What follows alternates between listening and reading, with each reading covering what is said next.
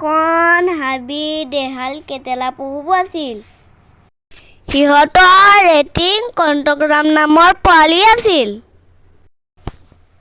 এবাৰ মাক দেউতাকৰ অসুখ হ'ল। কণ্টগ্ৰামে ভোকত বৰ কষ্ট পালে। মাকে ক'লে যে বোপাই সেই হাবিৰ সিটো মূৰে নাচপতি গছ এজোপা আছে, তাৰে দুটামান খাই গৈ যা। কণ্টগ্ৰামে ক'লে মই বাৰু খাম, তোমালোকে কি খাবা?